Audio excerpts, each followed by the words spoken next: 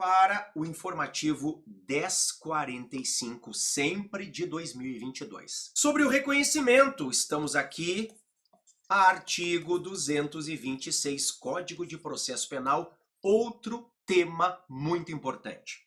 Procedimento para reconhecimento de pessoas, e aqui está o precedente. Bom, antes de eu ler o resumo que eu trouxe aqui para você no nosso material, vamos ao Código de Processo Penal. Eu estou abrindo o CPP na telinha. Aqui está o Código de Processo Penal e eu estou descendo para o 226. Veja que nós estamos no capítulo do reconhecimento de pessoas e coisas. Diz o 226: quando houver necessidade de fazer-se o reconhecimento de pessoa, proceder-se-á pela seguinte forma. 1.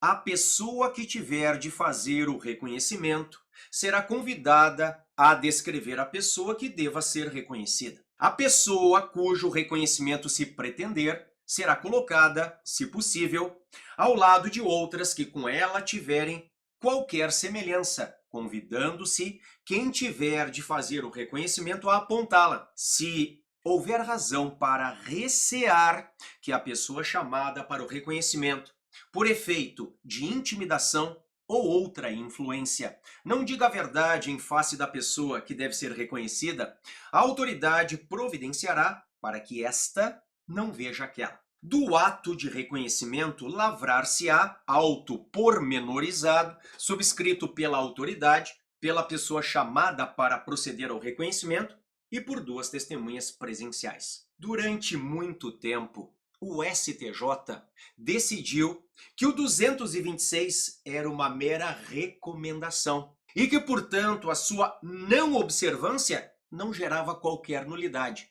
Isto acabou.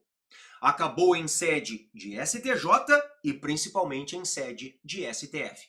Então, mais uma vez, 226, veja o que dizem os dois primeiros incisos.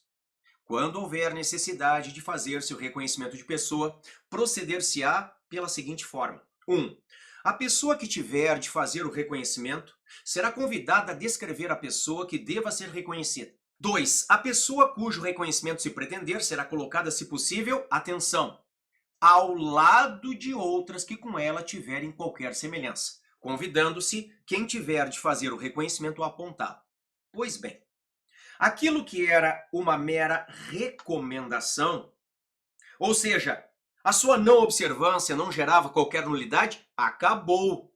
Agora, o que prevalece nos tribunais superiores é não observou o 226, o procedimento formal de reconhecimento, nulidade absoluta, nulidade insanável. Vem comigo.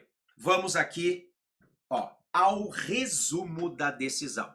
A desconformidade ao regime procedimental determinado no artigo 226 CPP deve acarretar a nulidade do ato e a sua desconsideração para fins decisórios, justificando-se eventual condenação somente se houver elementos independentes para superar a presunção de inocência.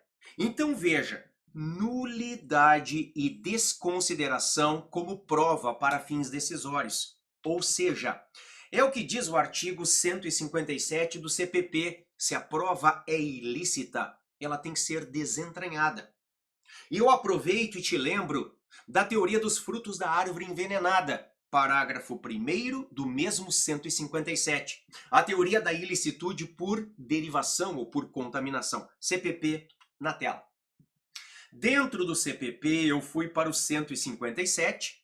Veja, são inadmissíveis, devendo ser desentranhadas do processo as provas ilícitas, assim entendidas as obtidas em violação a normas constitucionais ou legais. E o parágrafo 1º diz que também são inadmissíveis as provas derivadas das ilícitas. Então, se tudo começa com um reconhecimento ilegal, tudo que vem depois é ilícito também. É a ilicitude por derivação ou por contaminação. É a teoria dos frutos da árvore envenenada, que nasceu na Suprema Corte Americana, e a metáfora é perfeita. Por quê? Porque se a prova originária, o tronco, está envenenado, os frutos que brotam, as provas derivadas, já nascem envenenados também. É a ilicitude por contaminação ou por derivação.